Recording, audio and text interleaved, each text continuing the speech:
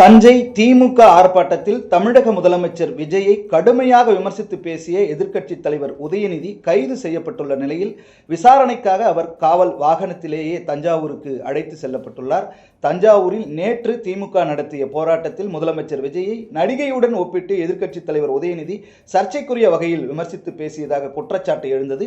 இது தொடர்பாக தவேகா சார்பில் அளிக்கப்பட்ட புகாரின் பேரில் உதயநிதி மீது 9 பிரிவுகளின் கீழ் வழக்கு பதிவு செய்யப்பட்டிருக்கிறது. மேகதாதுவில் அணை கட்டுவதற்கு கர்நாடக அரசு முயன்று வருகிறது. தமிழகத்திற்கு தண்ணீர் திறந்து விடாமல் அணை கட்டுவதில் கராராக இருக்கிறது. தண்ணீர் திறந்துவிடக் கோரி தமிழகத்திலும் தமிழகத்திற்கு தண்ணீர் கொடுக்கக்கூடாது என்று கர்நாடகாவிலும் போராட்டங்கள் நடைபெற்று வருகின்றன. முதலமைச்சர் விஜய் கர்நாடகா சென்று அந்த மாநில முதலமைச்சர் டி.கே. சிவகுமார் உள்ளிட்டோரை சந்தித்து ஆலோசனை நடத்த திட்டமிட்டு இருந்தார். ஆனால் தற்போதைய சூழலுக்கு விஜய் கர்நாடகாவிற்கு வர வேண்டாம் என்று அம்மாநில முதலமைச்சர் சிவகுமார் கூறிவிட்டார். தமிழகத்திற்கு தண்ணீர் திறந்துவிட வேண்டும் என்பதை வலியுறுத்தி சிபிஐ, தேமுதிக உள்ளிட்ட கட்சிகள் போராட்டத்தில் ஈடுபட்டன. இந்த விவகாரத்தில் பிரதான எதிர்க்கட்சியான திமுக தஞ்சாவூர் பனகல் கட்டிடம் முன்பு நேற்று போராட்டத்தில் ஈடுபட்டது. இதில் எதிர்க்கட்சி தலைவரும் அந்த கட்சியினுடைய இளைஞரணி செயலாளருமான உதயநிதி ஸ்டாலின் கலந்து கொண்டார். மத்திய அரசு, கர்நாடக அரசு மெத்தனமாக இருக்கின்ற தவேகா அரசை கண்டித்து போராட்டம் நடைபெற்றது. போராட்டத்தில் பேசிய உதயநிதி விஜய் குறித்து தான் அதிகம் விமர்சனம் செய்தார். நடிகையுடன் ஒப்பிட்டு விஜயை விமர்சனம் செய்தது சர்ச்சையானது. உதயநிதியுடைய பேச்சுக்கு அமைச்சர் ஆனந்த் உள்ளிட்ட தவேகாவினர், தமிழ்நாடு காங்கிரஸ் கமிட்டி தலைவர் மாணிக்கம் தாகூர், பாஜக மூத்த தலைவர் தமிழிசை சவுந்தரராஜன் உள்ளிட்ட பலரும் கண்டனம் தெரிவித்தனர். இந்த நிலையில் உதயநிதிக்கு எதிராக தஞ்சை காவல் நிலையத்தில் தஞ்சை தவேகா மத்திய மாவட்ட மகளிர் அணி அமைப்பாளர் கரந்தை மந்தாரடி தெருவைச் சேர்ந்த பைரவி என்பவர் தஞ்சை கிழக்கு காவல் நிலையத்தில் புகார் அளித்தார். முதலமைச்சர் விஜய் குறித்தும் பெண்களை இழிவுபடுத்துகின்ற வகையிலும் உதயநிதி பேசியதாக மாவட்ட எஸ்பி அலுவலகத்தில் மகளிர் அணி தலைவர் தவேகாவை சேர்ந்த பைரவி புகார் அளித்தார். இது மிகப்பெரிய பரபரப்பை ஏற்படுத்தியிருந்தது.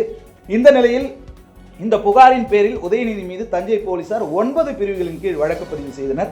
பிஎன்எஸ் பிரிவு 192 கலவரத்தை தூண்டும் நோக்கத்துடன் பேசுதல், பிஎன்எஸ் பிரிவு 352 அமைதிக்கு பங்கம் விளைவிக்கும் நோக்கில் வேண்டுமென்றே அவமதித்தல், பிஎன்எஸ் பிரிவு 79 பெண்ணின் கண்ணியத்தை இழிவுபடுத்தும் வகையிலான வார்த்தை, செய்கை அல்லது செயலை செய்தல், பிஎன்எஸ் பிரிவு 296 பொது இடத்தில் அல்லது பொதுமக்கள் காணக்கூடிய இடத்தில் ஆபாசமான வார்த்தைகள் அல்லது செயல்களை செய்தல், பிஎன்எஸ் பிரிவு 61 குற்றச்சதி, பிஎன்எஸ் பிரிவு 351 2வது உட்பிரிவு கடுமையான குற்றமிரட்டல், தமிழ்நாடு பெண்கள் துன்புறுத்தல் தடுப்புச் சட்டம் 2002 பிரிவு 4 பெண்களை துன்புறுத்தல் தொடர்பான குற்றம், தகவல் தொழில்நுட்ப சட்டம் 2000 பிரிவு 67 மின்னணு ஊடகங்களில் ஆபாசமான தகவல், படம் அல்லது வீடியோவை வெளியிடுதல் அல்லது பரப்புதல் உள்ளிட்ட பிரிவுகளின் கீழ் வழக்கு பதிவு செய்யப்பட்டது. இதைத் தொடர்ந்து சென்னை நீலாங்கரையில் இருக்கின்ற உதயநிதி ஸ்டாலின் இல்லம் முன்பு போலீஸ் பாதுகாப்பு பலப்படுத்தப்பட்டது. உதயநிதியின் வீட்டுக்கு வந்த தஞ்சை காவல்துறையினர் அவர் மீது வழக்கு பதிவு செய்யப்பட்டிருப்பது குறித்து தகவல் தெரிவித்து அவரை கைது செய்தனர். உதயநிதி வீட்டின் முன்பு காவல்துறையினர் திமுக தொண்டர்களிடையே தள்ளுமுள்ளு ஏற்பட்டது. திமுகவினர் கோஷங்கள் முழங்கிக் கொண்டிருந்த நிலையில் உதயநிதியை காவல்துறையினர் கைது செய்தனர். காவல் வாகனத்தில் அவரை அழைத்துச் சென்றனர். உதயநிதியை சென்னையில் வைத்து விசாரணை நடத்துவார்கள் என்று எதிர்பார்க்கப்பட்ட நிலையில் அவர் தஞ்சாவூருக்கு காவல் வாகனத்தில் அழைத்துச் செல்லப்பட்டிருக்கிறார். உதயநிதியை கைது செய்து அழைத்துச் செல்லும் வாகனத்தை மறைத்து திமுகவினர் போராட்டத்தை நடத்தினால் தமிழ்நாடு முழுக்க தற்போது திமுகவினர் உதயநிதியுடைய கைதை கண்டித்து போராட்டம் நடத்தி வருகிறார்கள். வழிநெடுகிலும் திமுகவினர் திரண்டிருக்கிறார்கள். இதனால் சென்னையில் மட்டுமல்ல தமிழ்நாடு முழுவதும் பதற்றமான ஒரு சூழல் ஏற்பட்டிருக்கிறது. இதே சமயத்தில் திமுகவுக்கு கண்டனம் தெரிவித்து தவேகாவினரும் போராட்டத்தில் ஈடுபட்டு வருவது குறிப்பிடத்தக்கது.